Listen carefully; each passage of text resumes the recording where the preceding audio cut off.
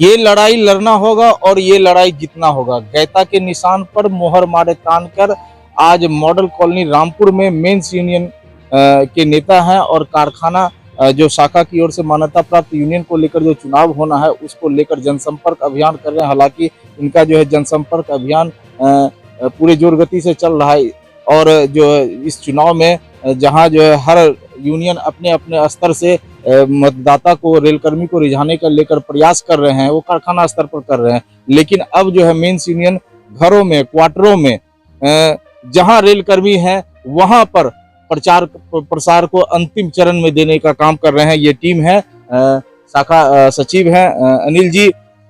2 दिन के बाद चुनाव होना है। सबसे पहले हम लोगों का विचार जानने के लिए आप समय दिए, इसके लिए आपके चैनल को बहुत बहुत बधाई और धन्यवाद है। हम ये कहना चाहेंगे कि ये चुनाव सिर्फ रेल कर्मी का नहीं है, रेल बचाने का है। रेल एक ऐसी संस्था है जो डिफेंस के बाद सबसे ज़्यादा बेरोजगारों को रोजगार देती है। लेकिन सरकार जो रेल को पूरी तरह बेचने का फैसला लिया है और FDI 14 में लाई है। FDI का मतलब है कि 100% विदेशी पूंजी निवेश आप कर सकते हैं, यानी कोई भी विदेशी कंपनी हमारे कारखाना को खरीद सकता है। अगर ऐसा हो जाता है तो ये सबसे सस्ता सवारी हमारे देश में है, जो पूरे भारत वर्ष में गरीब मजदूर चला जाता है। ये सारी चीज सुविधा बंद हो जाएगी। आज विकलांग को, स्वतंत्रता सेनानी को या विद्यार्थियों को जो सुविधा मिला हुआ है सोशल वेलफेयर के रूप में हमारा रेल काम कर रही है, ये एकदम कमर्शियल बन जाएगा।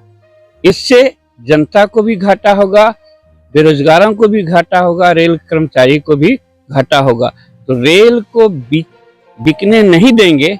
इसके बीच में अगर कोई खड़ा है, सरकार के इस योजना के खिलाफ खड़ा है, तो AIRF ERMU है।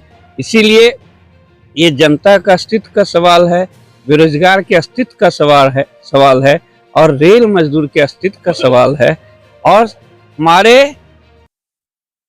रेल कर्मचारी जो 1920 से लेकर इस संगठन के नेतृत्व में आज तक लड़ते आया है, उनकी हालत को सुधारने के लिए, उनकी दशा को सुधारने के लिए ये सारे चीज प्राइवेट कंपनी के हाथ में जाएगा तो खत्म हो जाएगा और ये संपत्ति कौड़ी के भाव में खरीद लेगा कोई विदेशी कंपनी। ये सही नहीं होगा। इसलिए पूरा ताकत आज हम जनता से लेकर रेल कर्मचारी को अपील कर रहे हैं कि रेल को अगर बचाना है जनता के हित में, बेरोजगारों के हित में, अपने शहरों के हित में, तो AIRF को, ERMU को वोट दीजिए।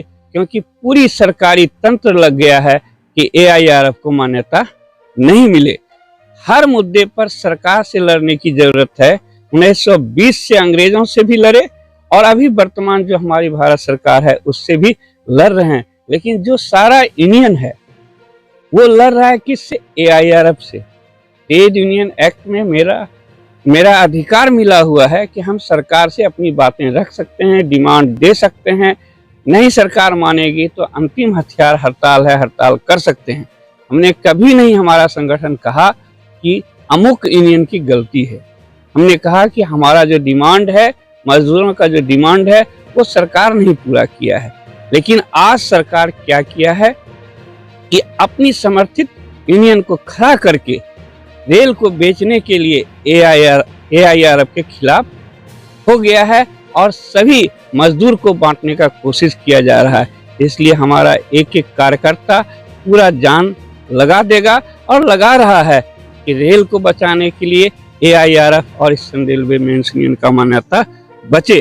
और हम अपने जनता से भी अपील करते हैं, अपने रेल भाइयों से भी अपील करते हैं, रेल परिवार के बच्चों से भी अपील करते हैं और रेल परिवार की महिलाएं से भी अपील करते हैं कि आप हर जगह हमारा सहयोग कीजिए, हर जगह चर्चा कीजिए, बोलिए कि आज कौन संगठन ऐसा है जो मजदूरों के हित में लड़ा है, चाहे पेंशन का सवाल हो, पे कमीशन का सवाल हो, डीए का सवाल हो। आज हम आपसे रखना चाहते हैं कि 60, 68 और 74 की लड़ाई में मेरा 25 रेल नेता शहीद हुआ है। आप उन्हों से पूछिए कि जो लोग आज आए हैं अपने मान्यता के लिए, एक भी कर्मचारी उनका शहादत दिया है। बोनस के सवाल पर दसों हजार हमारा रेल कर्मचारी का नौकरी चला गया। जमालपुर में रामजीवन मंडल हो, एसएन सिन्हा हो, ऐसे सैकड़ों लोग रिमूवल फ्रॉम सर्विस हो गए थे। जनता पार्टी की सरकार बनी और जनता पार्टी की जब सरकार बनी तब जाकर के मधु दंडवते साहब हमारा नौकरी वापस किया, और जब चौधरी चरण सिंह प्रधानमंत्री बने तब जाकर के हमारा जो मांग था बोनस का वो पूरा हुआ है। आज यूपीएस के विषय में भी गलतफहमी फैलाया जा रहा है और हमारे नेताओं को टारगेट किया जा रहा है। हमने 3 मुद्दों का समर्थन किया। पहला मुद्दा है कि भाई 50% जो हमारा पेंशन था अंतिम पे का वो सरकार को देना होगा, सरकार ये बात मान ली। दूसरा मुद्दा था कि हमारा फैमिली पेंशन नहीं है एनपीएस में, इसलिए फैमिली पेंशन देना होगा। तो हमने इस बात को सरकार ये बात मान ली कि हाँ 60% आपका फैमिली पेंशन हम देंगे। दूसरा बात हम लोग रखे थे कि मिनिमम पेंशन नहीं है एनपीएस में, इसलिए 10,000 मिनिमम पेंशन भी सरकार मान ली। ये 3 मुद्दा का हम समर्थन किए।